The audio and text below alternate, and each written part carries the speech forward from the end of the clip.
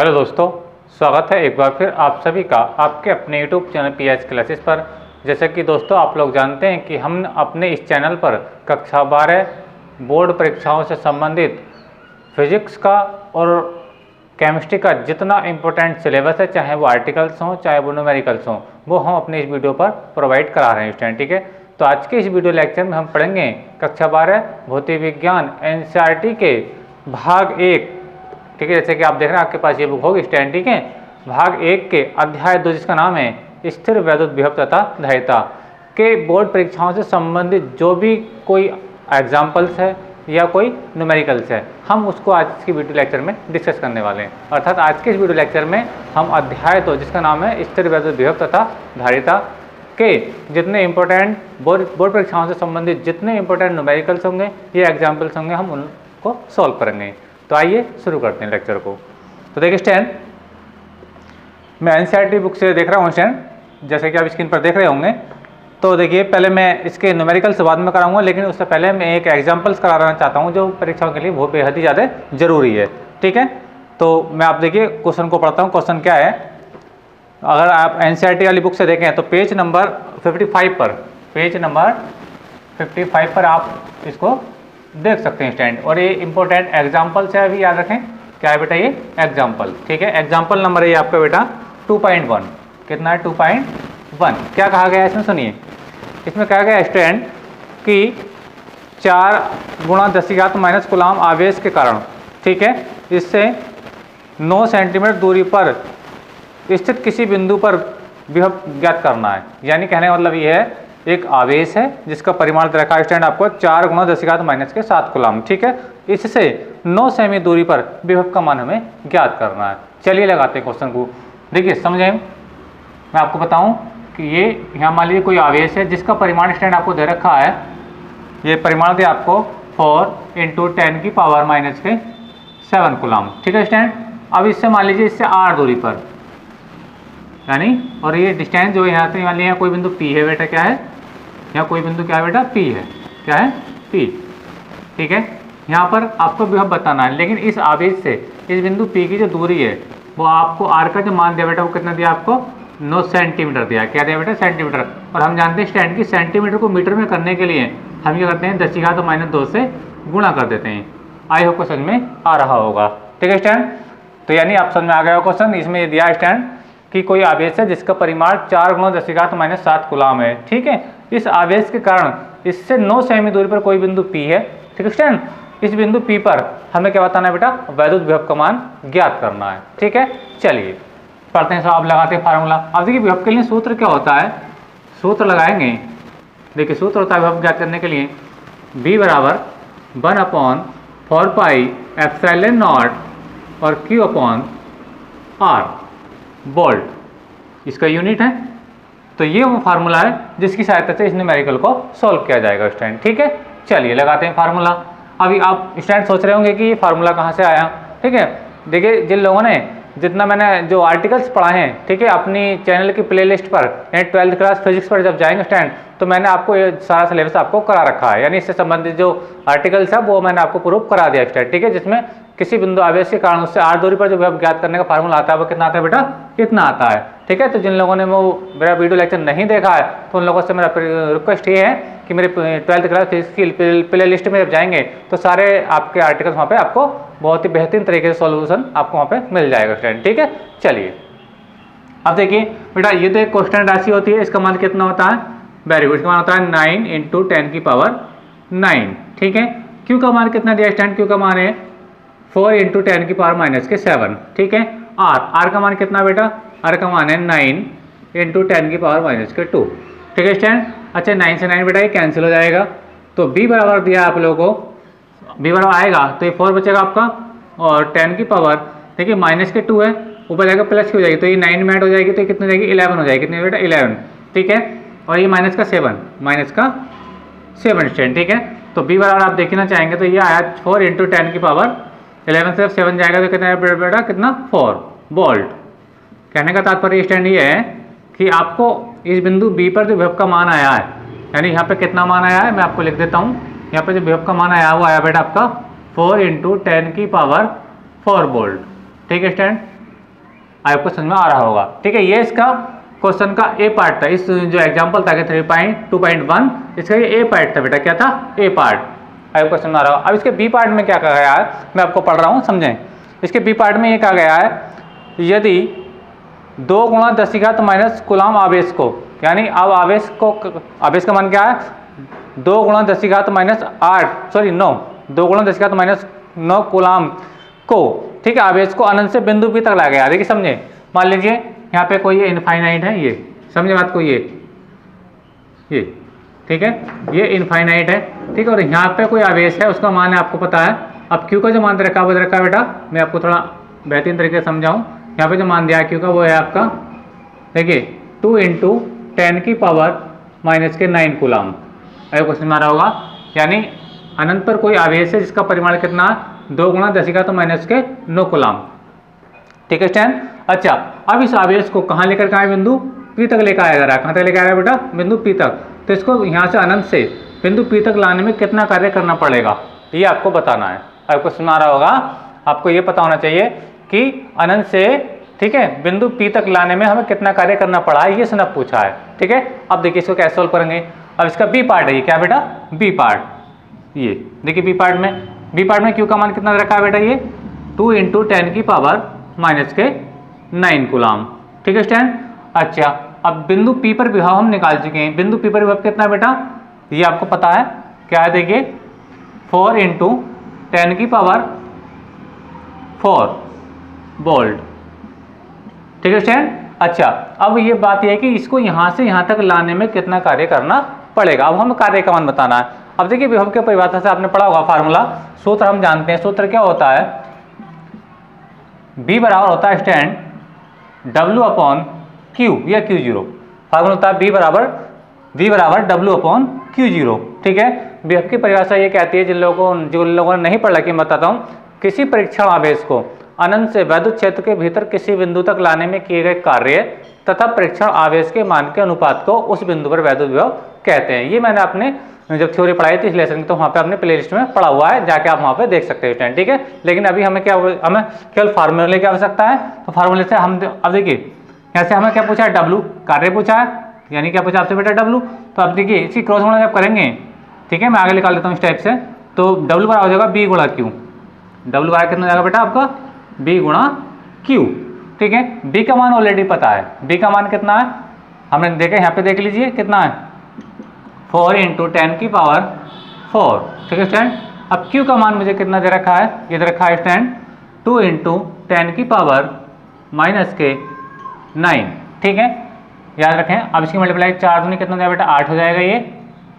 ठीक है स्टैंड, 4 दूनी 8 × 10 की घात। अब देखिए ये माइनस का 9 है, ये प्लस का 4 है। अब इसको सब्ट्रैक्ट कीजिए, कितना बचेगा, वेरी गुड, -5 बचेगा जूल। क्या बचेगा बेटा, 10 की घात 8 × 10 की घात -5 जूल। ये क्या का मान आया बेटा, आपका W का मान आया। तो ये इसका बी पार्ट है। आई होप को समझ में आया होगा। पहले हम देखिए, मैं इसको रिवाइज करा देता हूँ कि आपसे कहा गया था। इसमें कहा यह गया था बेटा कि पहले केस में, यानी फर्स्ट वाले केस में, कोई आवेश था जिसका परिमाण 4 × 10 की घात -7 कूलाम था। ठीक है, इससे 9 सेमी दूरी पर कोई बिंदु P था। ठीक है, जो आपके क्वेश्चन में बोला गया है, बिंदु P पर विभव पूछा था। तो फार्मूला हम जानते हैं, 8 दूरी पर विभव निकालने के लिए B बराबर 1/4πε0 Q/r² के बराबर होता है। जहाँ ये क्या बेटा आपका क्वेश्चन राशि है, Q का मान ये दिया है, R का मान भी आपको दिया है। 9 से 9 कैंसिल होगा, सोल्व करने के बाद बेटा 4 × 10⁴ आ गया। ठीक है, अब इसका सेकंड केस में क्या दिया था, सेकंड केस में ये दिया था, ये बेटा क्या है, अनंत है। अनंत पर कोई आवेश है जिसका मान कितना, 2 × 10 की 9 कूलाम है। ठीक है, अब इसको अनंत से कहाँ तक लेकर आए, बिंदु P तक लेकर के आए। तो यहाँ से इसको बिंदु P तक लाने में, यानी अनंत से बिंदु P तक लाने में जितना कार्य करना पड़ा है उसका मान पूछा है।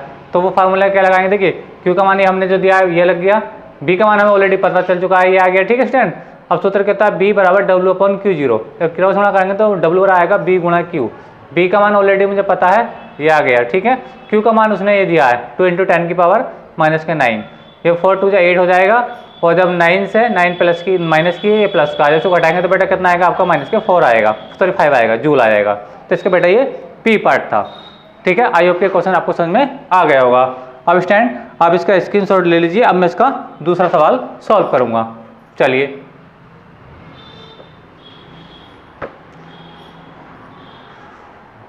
नोट कर लीजिए अपने कॉपी में। याद रखें मैं केवल उन्हीं क्वेश्चन को अटेंड कर रहा हूँ यहाँ पे जो क्वेश्चन आपकी परीक्षा के लिए बहुत ही ज़्यादा इंपॉर्टेंट हैं। ठीक है, आगे चलते हैं।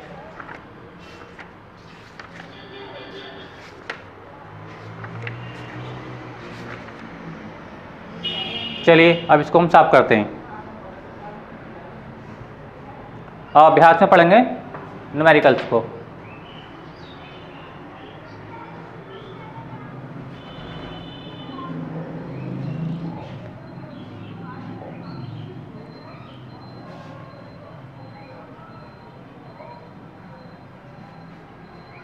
चलिए एक्सरसाइज में आते हैं।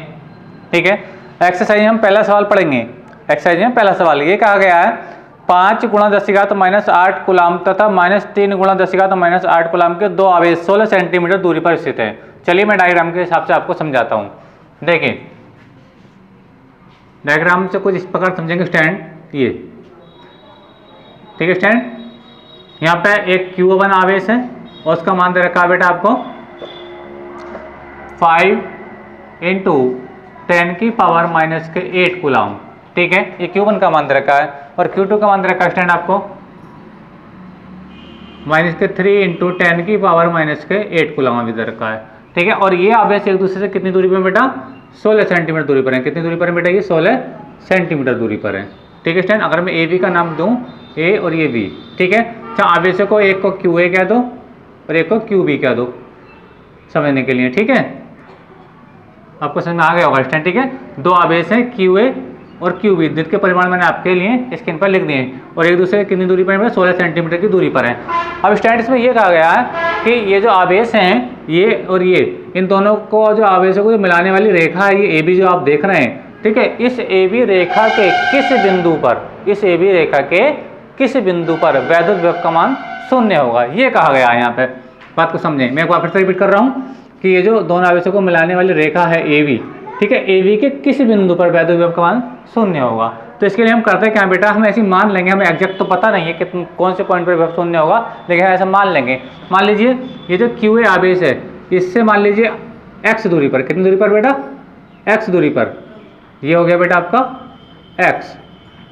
मान लीजिए यहाँ कोई बिंदु O है, ठीक है, इस बिंदु पर विभव क्या बेटा 0 है। आगे क्वेश्चन में आ रहा होगा, एक बार फिर समझें कि चलो मैं P मान लेता हूँ, P यानी इस QA आवेश से x दूरी पर कोई बिंदु P है जहाँ पर विभव क्या बेटा 0 है। ये हमने माना है, ये हमने मान लिया है। हमें यही x का मान ज्ञात करना है कि ये बिंदु जो P है इस A से यानी Q1 आवेश से कितनी दूरी पर होगा जिस पर विभव 0 होगा। अब देखिए पूरी दूरी कितनी है, A से B तक 16 है, ठीक है, यहाँ से यहाँ तक कितनी 16 है, लेकिन मुझे कितनी चाहिए P से B तक चाहिए, तो पूरी कितनी है बेटा आपकी, देखिए पूरी दूरी कितनी है 16 और ये आपको पता है x, तो ये कितना है 16 - x, यानी सारी भुजा में से वाली भुजा घटा दो तो ये कितना बचा PB बेटा आपका 16 - x, कितना बचा बेटा ये 16 - x सेंटीमीटर। ठीक है स्टूडेंट, अच्छा अब देखिए, अब पहले हम इस आवेश से यहाँ पर विभव निकालेंगे P पर, फिर उस वाले विभव से हम विभव निकालेंगे P पर। ठीक है, दोनों का परिणामी वो हमें दे रखा है कितना 0, हमने मान रखा है स्टूडेंट। ठीक है, आयोग का डायग्राम समझ में आ चुका होगा। ठीक है, चलिए इस बात करते हैं। तो परिमाण तो मैंने ये लिख दिए हैं, ठीक है, अब मैं क्या निकालूंगा, एक बार इस वाले आवेश के कारण यहाँ पर विभव निकालूंगा, एक बार इस वाले आवेश के कारण यहाँ विभव निकालूंगा, तो देखिए क्या होता है, समझे बात को।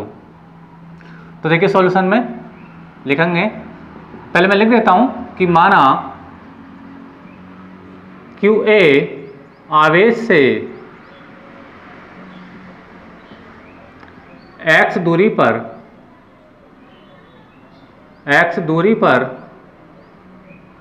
स्थित बिंदु P पर विभव 0 होगा, विभव 0 होगा, ये हमने मान रखा है स्टैंड। ठीक है, अर्थात P में संकेत के लिए लिख देता हूं कि बिंदु P पर जो विभव माना है मैंने PB कर दिया इसको, वो 0 होगा स्टैंड। ठीक है, चलिए ये हमने मान लिया। अब हम जो करेंगे बेटा, आप Q1 आवेश से यानी QA आवेश से बिंदु P पर विभव निकालेंगे, फिर हम Q2 आवेश यानी QB से हम बिंदु P पर विभव निकालेंगे। ठीक है, तो देखिए कैसे निकालेंगे, चलिए हम निकालेंगे QA आवेश के कारण बिंदु P पर विभव। ठीक है, तो देखिए क्या आएगा, QA आवेश के कारण बिंदु P पर विभव। तो फार्मूला वही होता है B बराबर 1/4 पाई एप्सिलॉन नॉट और Q अपॉन R। ठीक है, अब Q की जगह आएगा बेटा QA। क्या जाएगा QA। ठीक है, अब मैं निकाल रहा हूँ Q आवेश से बिंदु P पर विभव। तो QA से बिंदु P की दूरी क्या है, वो AP। क्या है बेटा AP। तो आगे क्या आ जाएगा बेटा AP आ जाएगा। ये ध्यान से समझे है ना। आवेश की जगह आ जाएगा QA, क्योंकि मैं QA आवेश से निकाल रहा हूँ, कहाँ निकाल रहा हूँ, बिंदु P पर। तो QA से बिंदु P की दूरी क्या है, QA ये है बिंदु P, इनकी दूरी क्या है बेटा x। यानी अभी तो फिलहाल AP है, अभी मैं इसका मान निकलूंगा और विभव को मैं कह देता हूँ बेटा VA। कहता हूँ VA क्योंकि मैं QA आवेश से निकाल रहा हूँ। ठीक है, तो समझे देखिए BA को कैसे निकालेंगे। BA बराबर आएगा स्टैंड। अब इसका मान तो जानते हैं कितना होता है, वेरी गुड, 9 × 10⁻9 होता है। और QA का मान कितना है, वेरी गुड, ये रखा है QA कितना है 5 × 10⁻⁸ ठीक है स्टैंड। और बीच की दूरी x, यानी AP कितना आपका x है। क्या है x। ठीक है, आपको समझ में आ रहा होगा, बोल्ट। ठीक है, अब इसको यहीं पे छोड़ देंगे, इससे आगे क्यों नहीं बढ़ पाएंगे, क्योंकि बेटा हमें अभी क्या का मान नहीं पता, x का मान नहीं पता है। ठीक है, चलिए अब हम निकालेंगे QB आवेश से, QB आवेश के कारण बिंदु P पर विभव। ठीक है, चलिए लिखता हूँ QB आवेश के कारण बिंदु P पर विभव। कैसे निकालेंगे, V क्या होगा 1/4 पाई एप्सिलॉन नॉट। ठीक है, और ये जाएगा बेटा QB अपॉन QB, और ये यहाँ से निकालना है, QB आवेश से निकाल रहे हैं और बिंदु P बने, तो इनकी बीच दूरी क्या है PB। क्या है बेटा ये PB। ठीक है स्टैंड। अच्छा, अब मैं इसकी वैल्यू रख लूँगा, इसका मान तो कांस्टेंट ही है 10⁹9। QB का मान कितना रखा है, -3 × 10⁻⁸ -10⁻⁸। अब P से B तक कितना 16 - x, कितना बेटा 16 - x। ठीक है, अब निकालेंगे बेटा बिंदु P पर परिणामी विभव या कुल विभव। तो देखिए, तो लिखेंगे अतः बिंदु P पर परिणामी विभव, यानी क्या हो जाएगा समझे, ये हो जाएगा BA + BB बराबर BP। ठीक है, यानी दोनों का जोड़। ठीक है, अब BA का मान कितना अपने पास, BA का मान है आपका बेटा ये कितना है 9 × 10⁻⁹ और 5 × 10⁻⁸, 5 × 10⁻⁸ अपॉन में क्या है ये x। ठीक है स्टैंड। अच्छा, प्लस VB का मान क्या है इसका, तो ये रख दीजिए, ये है सॉरी, ये कितना है, और यहाँ पे याद रखें चिन्ह माइनस का, इसको याद रखें, माइनस का 3 है ना। 9 × 10⁻9 क्या -3 × 10⁻⁸ अपॉन में क्या है 16 - x और बराबर क्या है BP। और BP पे जो विभव माना है, ये बिंदु P पर जो विभव है BP लिख देता हूँ यहाँ पे समझने के लिए ना। तो परिणाम को कितना 0 है, तो ये क्या बेटा आपका 0 है। ठीक है स्टैंड। अब देखिए ध्यान से समझें कि देखिए ये जो आपका माइनस दिख रहा है उधर जाके क्या हो जाएगा, प्लस हो जाएगा। यानी चाहे ऐसे कर लीजिए, माइनस की गुणा प्लस से कर लीजिए तो माइनस हो जाएगा। अब ये राशि उधर जाएगी तो प्लस की हो जाएगी। यानी समझे, देखो मैं कहना क्या चाह रहा हूँ आप लोगों से, ये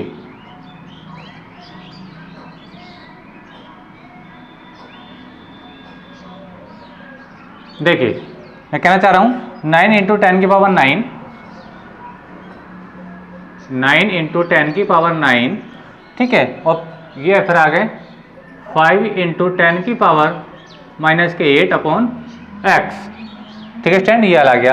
अब देखिए ये प्लस माइनस क्या हो जाएगा, माइनस हो जाएगा, प्लस माइनस माइनस, अब इसको उधर ले जाएंगे तो फिर प्लस हो जाएगा स्टैंड। ठीक है, तो ये हो जाएगा वैल्यू बराबर, इसको हम बराबर उधर लेके जा रहे हैं तो हो जाएगा 9 × 10⁻⁹ और आपको रखा 3 × 10⁸, 3 × 10⁻⁸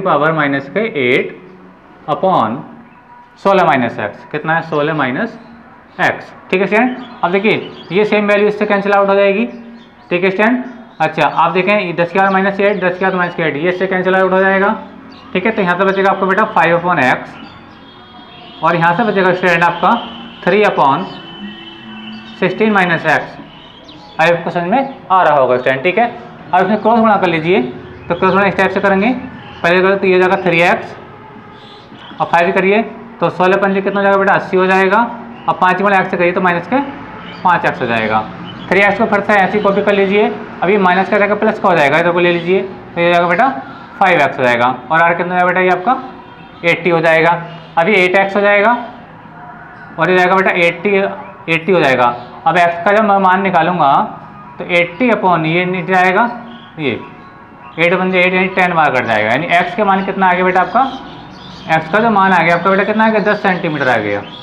तो अब कहने का मतलब क्या है, ये जो x का मान आया है तो इसका मीनिंग ये है कि इस QA आवेश से क्योंकि मैं x का मान निकाल चुका हूँ कितना 10 निकाल चुका हूँ, तो इस QA आवेश से, ठीक है, ये जो बिंदु P है इसकी बीच की दूरी कितनी है बेटा x है, ठीक है, और x का मान कितना है बेटा 10 सेंटीमीटर आया, ठीक है। तो कहने का मतलब ये है कि इस QA आवेश से, ठीक है, दोनों आवेशों को मिलाने वाली रेखा के बिंदु P पर जो विभव होगा कितनी दूरी पर होगा विभव 10 सेंटीमीटर दूरी पर, यानी इस Q आवेश से जब 10 सेंटीमीटर चलेंगे, ठीक है, तो उस पॉइंट पर, ठीक है, जहाँ मैंने पॉइंट यहाँ पे P लिखा है उस बिंदु पर विभव कितना होगा बेटा 0 आएगा। अब आपको समझ में आ चुका होगा। एक बार फिर से रिवाइज कर रहा हूँ, समझो। इस Q आवेश से मैंने माना था कि Q आवेश से x दूरी पर बिंदु P है, ठीक है, इसमें विभव 0 है, अब मैंने x का मान निकाल दिया, इसका मीनिंग ये हुआ कि Q आवेश से 10 सेंटीमीटर दूरी पर विभव क्या होगा 0 होगा, और ये जो बिंदु होगा दोनों आवेशों को मिलाने वाली रेखा पर ही होगा, कहीं भी कहीं हो, ठीक है स्टूडेंट। आगे क्वेश्चन में आ रहा होगा।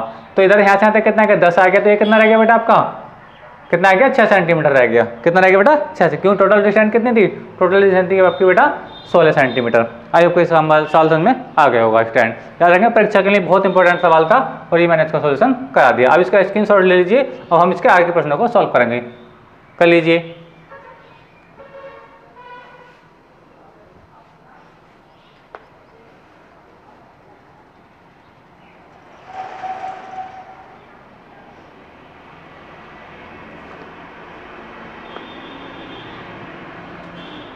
चलिए आप नोट कर चुके होंगे, अब मैं इसको साफ कर रहा हूँ, हम डिस्कस करेंगे इसका।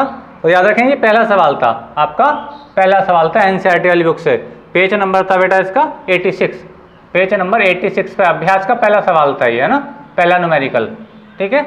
चलिए अब मैं साफ कर रहा हूँ इसको।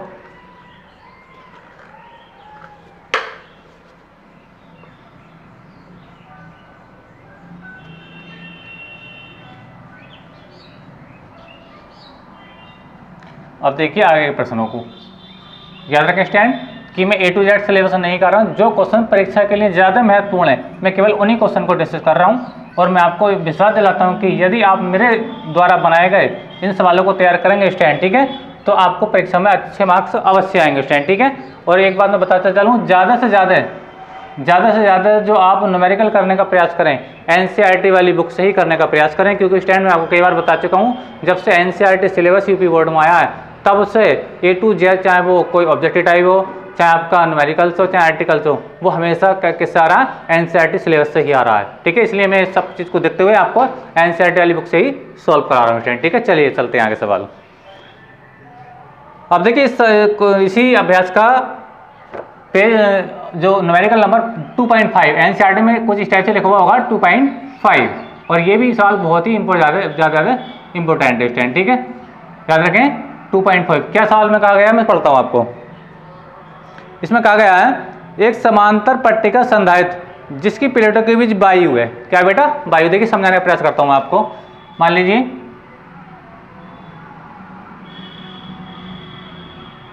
ये प्लेटें हैं, ये देखिए,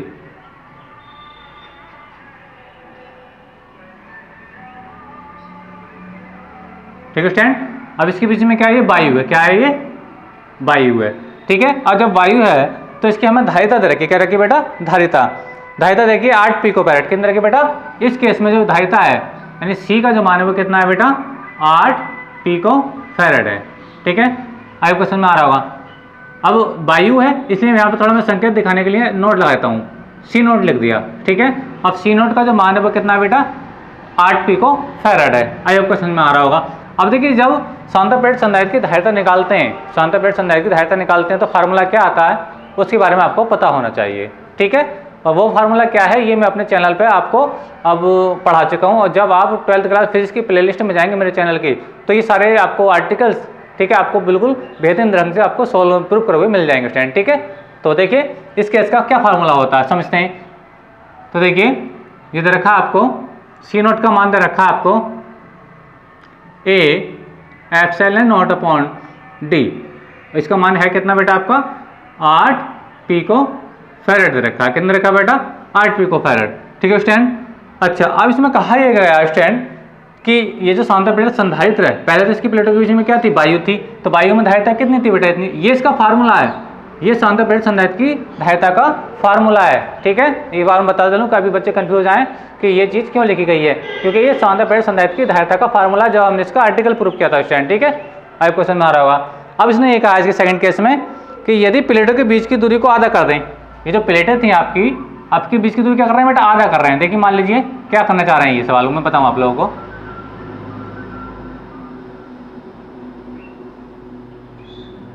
ध्यान से समझें, प्लेटों के बीच दूरी क्या कर रहे हैं ये आधा।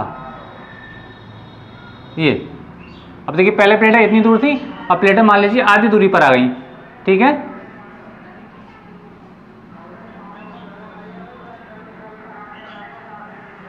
ये समझें, ये पॉजिटिव नेगेटिव, ठीक है स्टूडेंट। अच्छा अब इसके बीच में वायु नहीं है, इस केस में क्या बेटा वायु नहीं दी है। इसमें ये दिया है कि प्लेटों के बीच में क्या बेटा आपका कोई परावैद्युत पदार्थ भरा है जिसका मान इसमें दे रखा है 6, यानी प्लेटों के बीच में क्या भर दिया कोई परावैद्युत पदार्थ भर दिया है। क्या भर दिया बेटा परावैद्युत पदार्थ भर दिया, ठीक है। और इसमें जो माध्यम का परावर्तनांक का जो मान दिया है, यानी वो के का जो मान दिया वो कितना दिया आपका बेटा 6 दिया है। अब क्वेश्चन आ रहा होगा पहले दूरी मान लीजिए डी थी, कितनी इनकी बीच दूरी थी पहले डी थी, लेकिन अब कितनी बेटा दूरी आधी कर दी तो ये कितनी हो जाएगी आधी का मतलब हो जाएगा डी बटे 2, डी बटा 2 हो जाएगा। आई क्वेश्चन में आ रहा होगा। तो इस कंडीशन में धारिता कितनी होगी एक बार फिर समझा देता हूँ आप सवाल को पूरी तरीके से। पूरा सवाल ये है स्टूडेंट समझे। देखिए सवाल ये था जब समांतर प्लेट संधारित्र की प्लेटों की वायु थी तो धारिता कितनी थी बेटा 8 पिको फैराड थी, ठीक है। फिर उन्होंने ये कहा कि जब प्लेटों के बीच की दूरी को आधा कर दिया, यानी पहले दूरी कितनी थी डी थी, अब कहते हैं बेटा डी बटा 2 कर दिया, यानी पहले से दूरी आधी कर दी। और पहले क्या थी प्लेटों के बीच में वायु थी, ठीक है, यानी कोई परावैद्युत पदार्थ नहीं था। फिर उन्होंने क्या कहते हैं परावैद्युत पदार्थ भर दिया इसके अंदर, ठीक है।